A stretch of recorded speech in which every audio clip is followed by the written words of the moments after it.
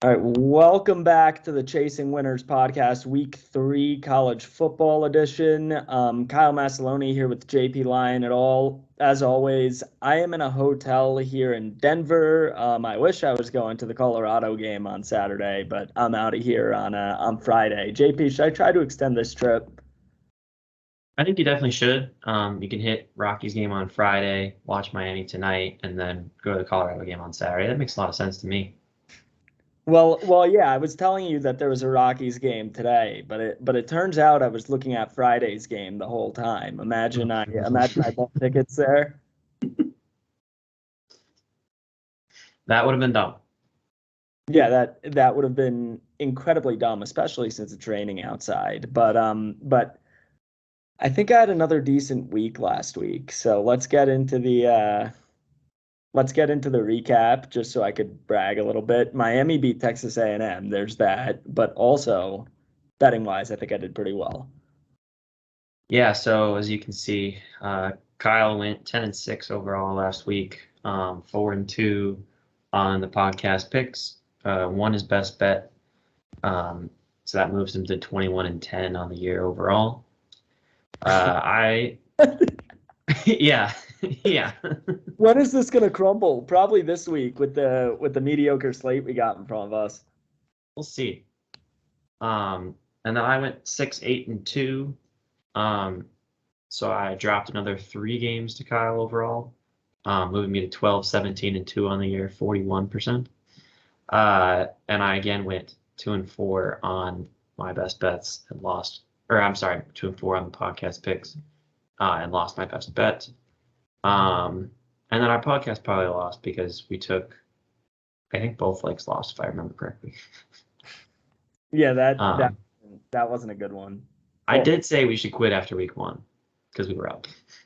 Well, yeah, that would have been smart, but we're gonna keep going and we're gonna see what happens. I think this week we may have a good one, but I think that every week, so we'll see.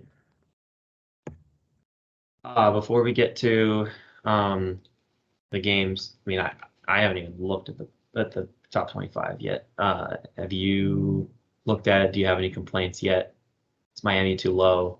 Well, yeah, I looked at the top 25. Miami's kind of where I expected us to be at 22. It's where Texas A&M was, so that makes sense. Do I think we're better than some teams in front of us? Looking at Duke and North Carolina specifically, yes. But I get why we're where we're at. Just keep winning. We have Bethune tonight. We're up 34-0 at halftime. We have Temple next week, bye week, Georgia Tech. So we literally have 4 weeks where we should have wins and hopefully continue rising based on other people's losing. Hopefully be top 15 going into Chapel Hill. So that should be a good feeling. Other than that, not many complaints about the top 25. Not much. Texas up to number 4. God, they shouldn't be ahead of Florida State. Not maybe number 3. Bama dropped to 10, which is interesting. It's rare to see them that low, but deservedly so. And then Colorado up to number 18. Let's just ride this for as long as it lasts. They're just going to keep rising because of media attention as long as they keep winning. But they have a rivalry game this week, then obviously an extremely tough team in Oregon next week. So we'll see what happens with them. Yeah, it's going to be interesting. And then for the viewers, as we've mentioned, Kyle is watching the Miami game. I am watching the nightmare that is the Vikings-Eagles Thursday night game. So we figured it'd be for the less than stellar slate this week, we'd give you a recording where each of us are reacting to both of our football teams. Well, yeah. I mean, mine's up 34-0, and I bet on the minus 52. So I hope we get there. It's looking good. We're on pace, but the second team's coming in after halftime, so we'll see if they could perform and get us another 18. It'd be tough. Yeah, I am not betting on the Vikings plus 6, 6.5, but we are up 7-3. It looks like we're about to give up a touchdown to Hurts pretty soon here. Yeah. All right, let's hop into the slate here while at least I'm not distracted by the Canes game. So first game we're gonna cover noon game. God, I have mountain time times on here now, and it's just tripping me up. Noon game, SEC Network, number 15, Kansas State traveling to Missouri, a former big rivalry game that's reviving itself here. Kansas State minus 3.5 favorites. JP, what the hell is this line? What's going on? What does Mizzou have that I'm missing? Do we know? I don't. Maybe we need to get some sort of SEC expert on to tell us. We need to call Paul Feinbaum and then have him tell us what Missouri has. But um, no, it does. This makes no sense to me. And clearly, it doesn't make any sense to the public with 90% on Kansas State. So um, I don't really know what to do with that. Like maybe it's rivalry game. Missouri has some heart, Kansas State's been rolling. Maybe they lose sight of it a little. I don't know. I kind of got killed on games where I thought I was going with Vegas last week. But with NC State losing, Baylor not losing, they covered, but they didn't cover for my number. I had a bad number. Tech losing, but they absolutely should have covered. That was a crime. Oh, And then I don't remember what the other game was, but it was bad. It was all bad for me. And it will be this week too. But so I'm gonna go with Missouri plus 3.5. Yeah, that's and I don't like it because I like Kansas State. Yeah, I can't see a 90% and just go with it. I just can't do it. And I don't think this is one of in particular, but I told you before, my two rules that I have right now are fade the public and bet the opposite of what you would expect to happen based on last week's games. And they don't contradict on this one, but I have a feeling going forward they're going to contradict each other, and it's going to make you really unhappy. Yeah. For reference, Missouri struggled past the Middle Tennessee State last week. I'm not going to talk crap about struggling past Middle Tennessee State because of what happened last year, but they did struggle past Middle Tennessee State. I have to take Kansas minus 3.5. I know what Vegas says. Last week I went against Vegas a few times. I dared to be great and was.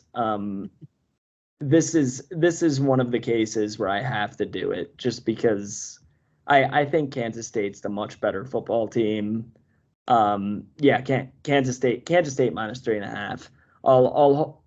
I'll hold my nose when it's within a field goal, definitely though. Probably will be buying the hook when we actually bet it if it stays at this line. But yeah, K-State minus 3.5 for the podcast. Next, we're I guess staying in SEC territory, an SEC conference game. We got number 14 LSU traveling to Mississippi State. LSU are a 9.5-point favorite. This is also a noon game, but on ESPN. Over under 54.5. JP, do you think LSU is any good? No, I've spent the last year plus saying they weren't very good, and no one believes me. And I was finally, and thank you for starting with that because You froze on me. we're after week we didn't get to talk about the Frog Bowl from week 1, so I'm happy that you brought that up again. LSU is not. They're not the team that everybody thinks they are. They just aren't. And Brian Kelly will have a couple games against teams like this where they figure it out. First down, Irv Smith. And we don't. Somehow I'm just going to keep picking against them because I don't. We're going to see with my picks later, but I had a bad trend going forward, and I had to break it somewhere. But I'm gonna stick with Mississippi State here. Home game for them, I think, is big. I think they can keep it within a touchdown, probably. If they don't cover, it's not going to be 3 touchdowns. I wouldn't see that happening. Because last week was LSU's get right game, and now it's back to real football again, SEC. Yeah, I think Mississippi State can keep it at least a little closer than that. By the way, Mississippi State, one of the few SEC teams to beat a Power 5 team in this non-conference slate. They beat Arizona last week by a touchdown at home, but yeah, they didn't cover that game either. No, tough start for the SEC. 3-5 against the Power 5, with the wins coming against, I think it was Virginia, Arizona, and was it Cal? It's one of Auburn, Cal. Yeah, it was Auburn, Cal. So that's 3 not great wins. Well, still Power 5 wins, and they lost all their big games, it seems. So the SEC may be a little down this year, which I like to see. Mm-hmm. Obviously, the rankings will never reflect that, just because the SEC is the SEC and they'll rate them high no matter what. Yeah. But might be a down year for the SEC. Fingers crossed we get a different champion for once, but Georgia's still Georgia. We'll see. But yeah, for this game, I'm on Mississippi State plus 9.5 as well. I think the public's favoring LSU here. Is that correct? Yeah, it's only 65% LSU, but it's not a crazy number or anything. But yeah, I think Mississippi State is also good enough to keep this game close, and I'm also not high on LSU whatsoever, like you. So I think we're both in lockstep here, and look at me using business terms like both in lockstep. But we will. But yeah, I think Mississippi State will cover this one. Next one, I think next game we're gonna go over is, I think, one of the more interesting games on the slate that's kind of going under the radar. Minnesota traveling to Chapel Hill to face number 20 North Carolina. North Carolina is coming off of that crazy game against App State, but the same thing happened last year against App State. Even crazier game last year. And they are 7.5-point favorites at home. This is a 3:30 game on, I believe, ESPN2. Regular ESPN. 3:30 game on ESPN. So JP, I think Drake May could get him over the line here against another Power 5 opponent. I do. I don't think. I mean, Minnesota has played good defense so far, but they've also been playing against some pretty woeful offenses in Nebraska and Eastern Michigan. That's not in Nebraska. And they haven't been scoring. They haven't been lighting it up in the scoring column either. They won 13-10 and 25-6 or 24-6, something like that. But I don't. To me, it's just a get right game for North Carolina. And I think Minnesota's okay. They've got a younger quarterback that they're trying to bring in, and I don't know if the first down Jefferson. I don't know if the line for Minnesota is going to hold up against that pass rush for North Carolina. So I'm going to take North Carolina minus 7.5 here. And this is really just a play of they barely beat App State last week. They're better than that, so they're gonna. I like them to cover this week. Yeah, and you have to think, you mentioned it yourself. Minnesota has not been scoring a lot of points against inferior opponents, and against North Carolina, against this offense, you're gonna have to put up a ton of points to have any chance, because it's been North Carolina's MO, right? Their defense is a little better this year, but it's always it always seems to be we have elite quarterback play and we are just going to outscore you. And I think it's, like I said, with a little bit of a better defense, it's kind of the same MO this year. You're going to have to score 30 plus to beat them. And I just don't think Minnesota is going to get there. So UNC minus 7.5 on my end as well. We're agreeing everywhere. Well, except on the stupid Kansas State game. Oh, well, yeah, there's that. Next game here, I think this is the first time we've covered a Peacock game. So number 8 Washington traveling to a Michigan State program that's essentially in disarray right now. 5 o'clock Eastern on Peacock. So we could use check Peacock jokes in the Discord, which is going to be spectacular. But Washington is a 16.5 point favorite on the road here on the cock. Michigan State's they're obviously in a situation. Mel Tucker on administrative leave, probably going to be fired outright based on everything going on. I don't necessarily want to get into that too much, but the game itself, it'll be interesting to see if the team responds without him at home. What do you think here?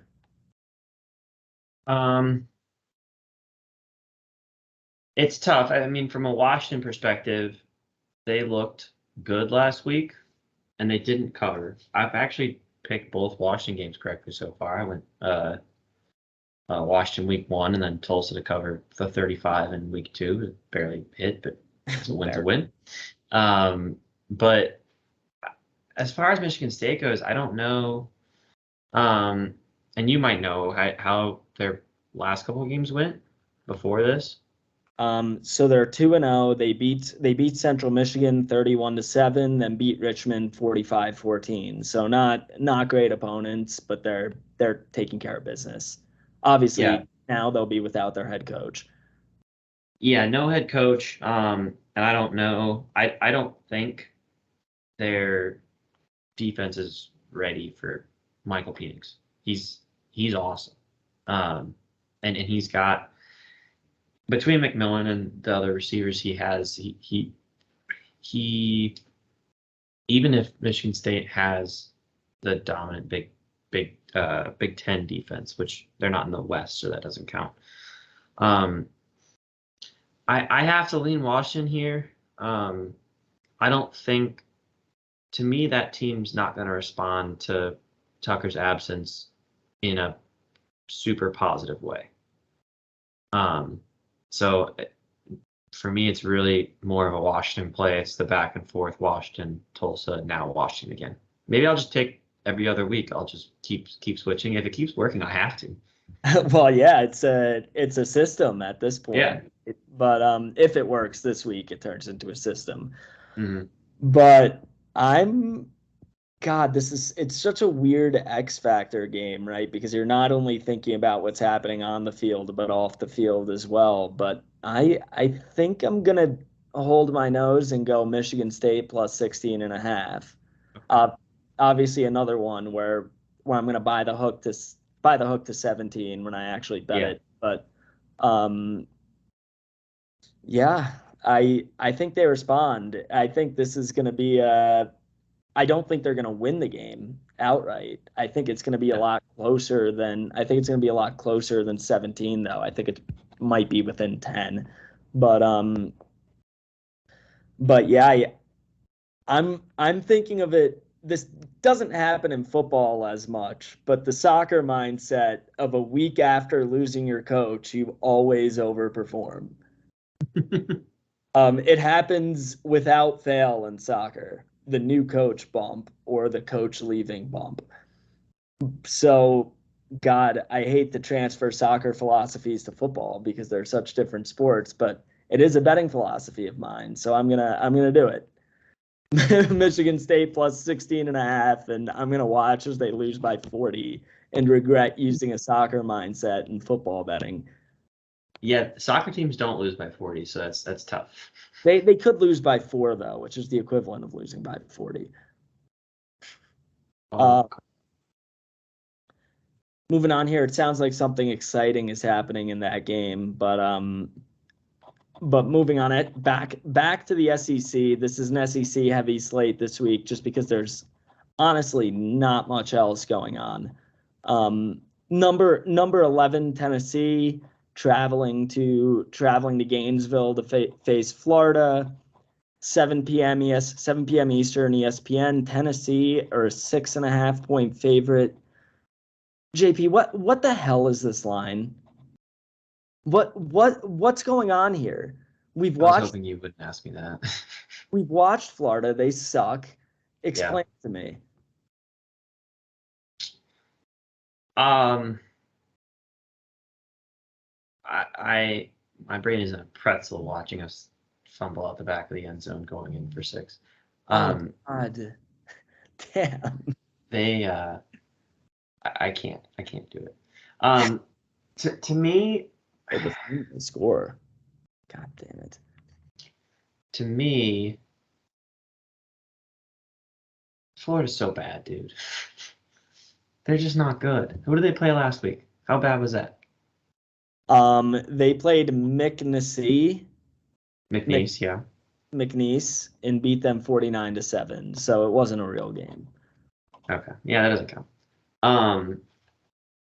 I gotta trust Joe Milton in this one. I feel like it's not, and this is where what surprised me about this game. This is actually the closest public betting game of the week for our podcast. It's 59% Tennessee. Whoa.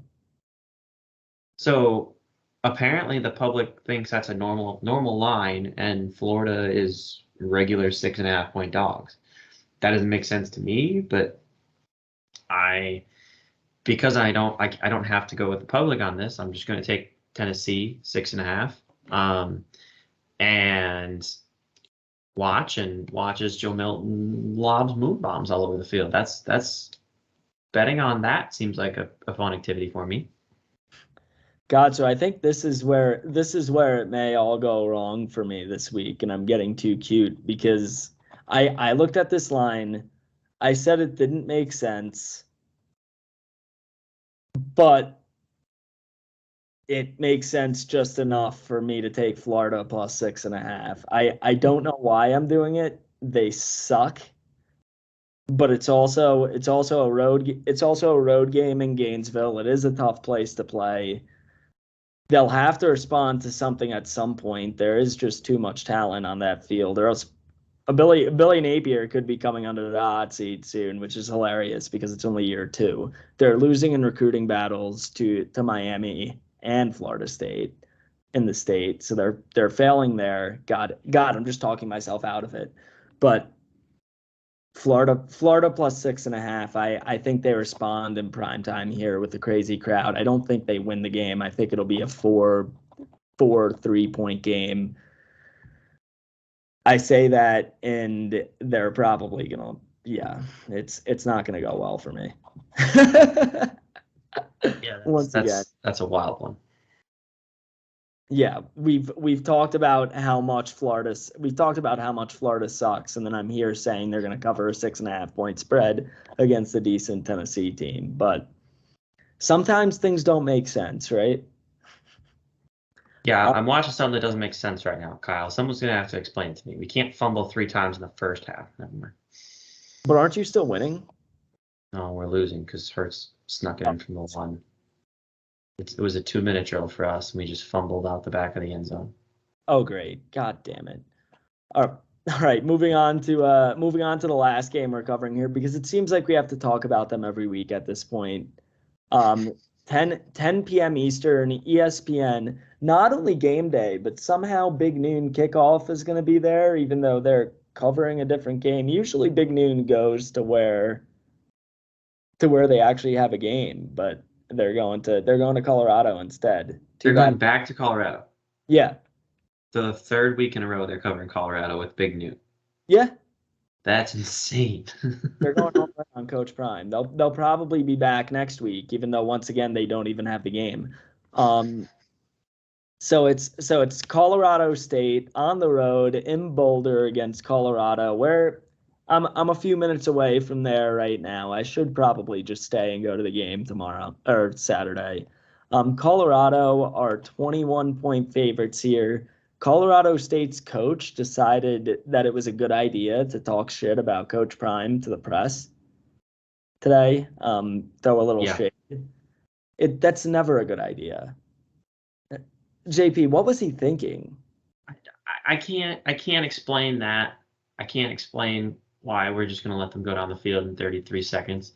I can't. Everyone knows you don't do that. The thing with MJ was, even if you didn't do that, he was going to make something up and give himself ammunition.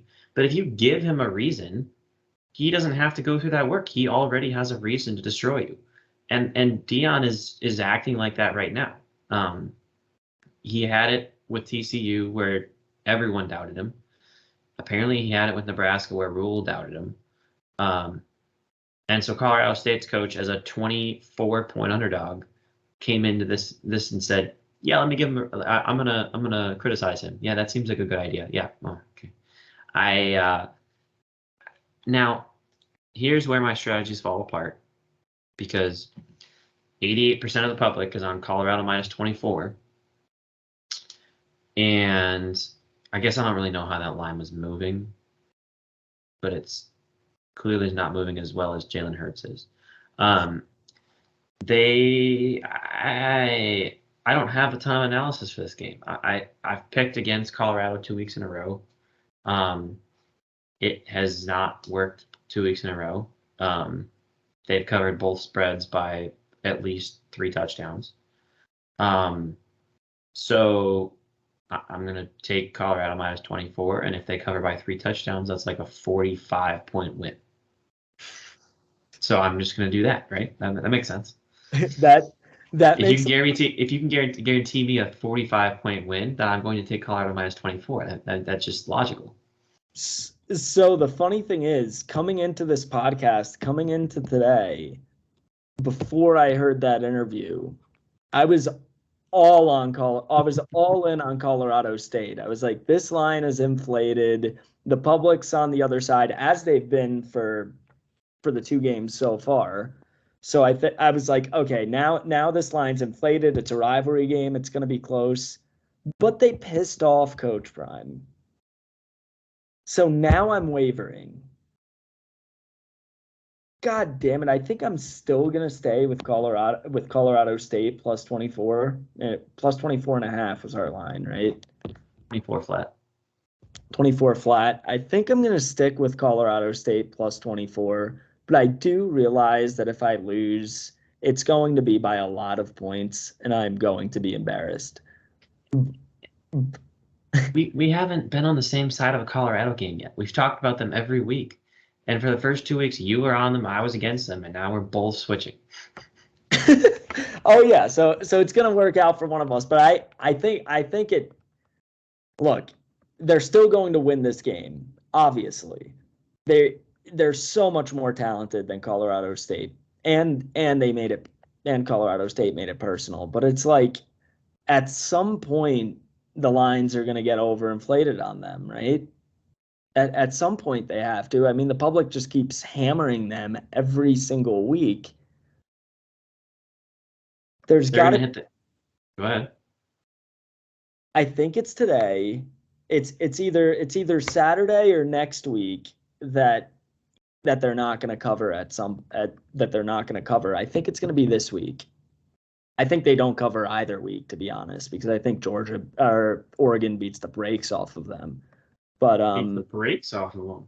We'll get there next week. But that's exciting.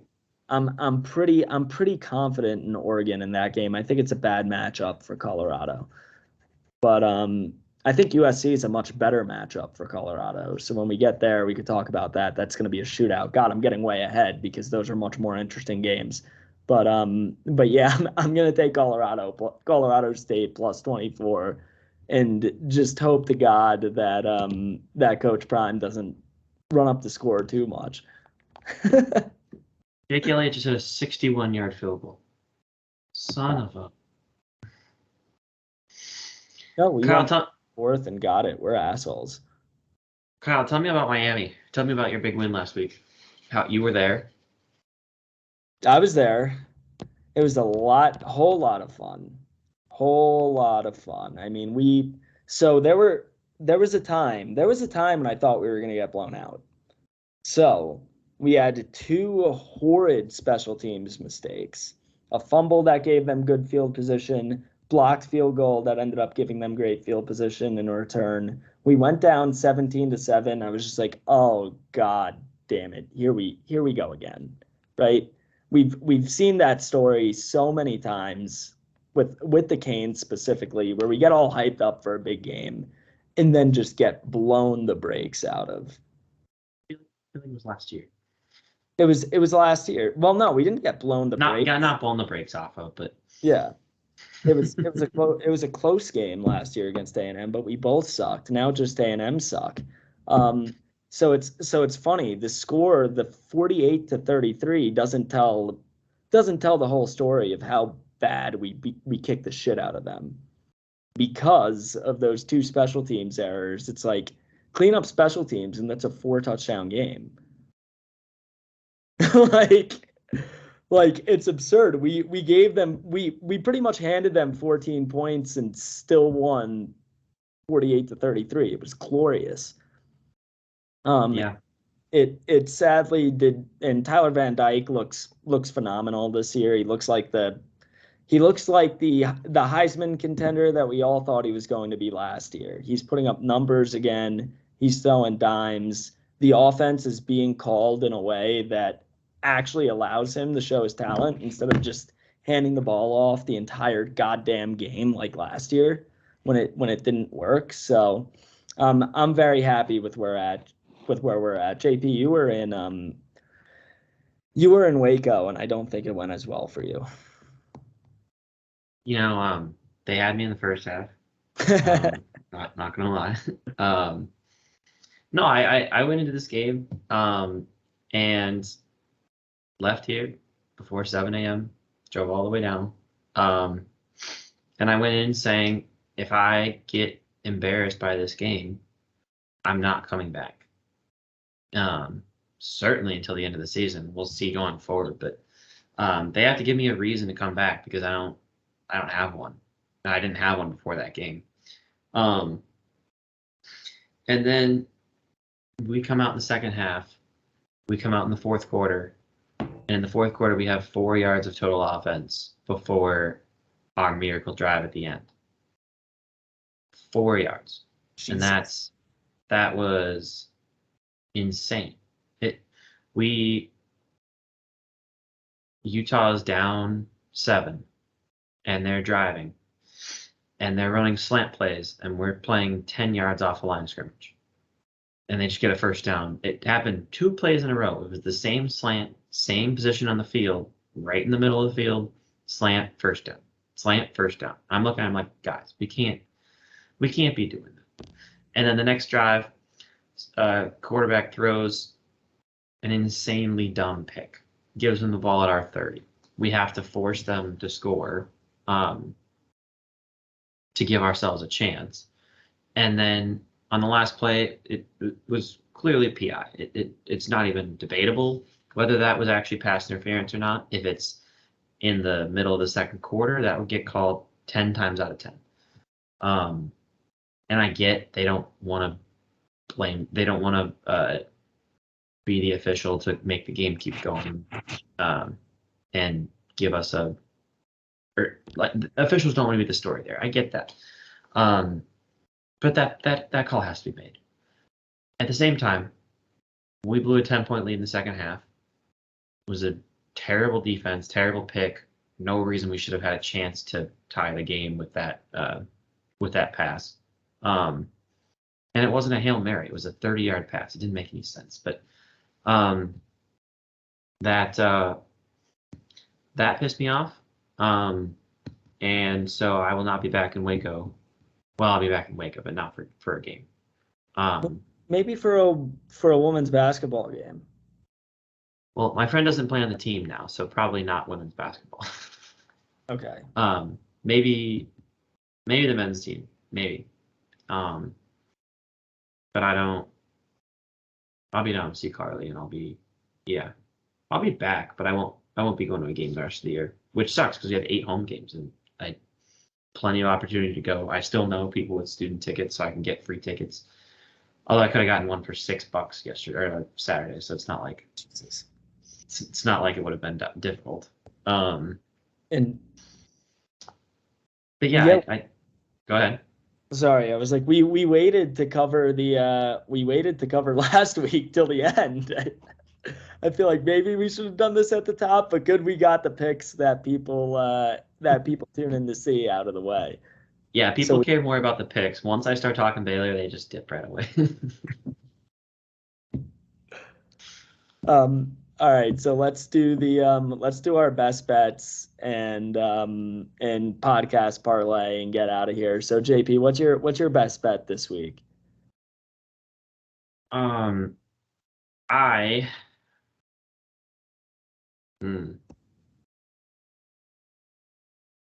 As you said, it's a terrible slate this week. I'm making a switch. I'm not doing BYU anymore.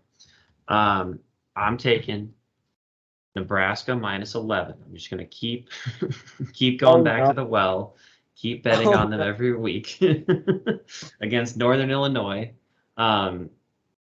Yeah, I don't have much analysis for this one. It's a homer play, but I think someone else is going to do a homer play right here. So I'll go with Nebraska -11.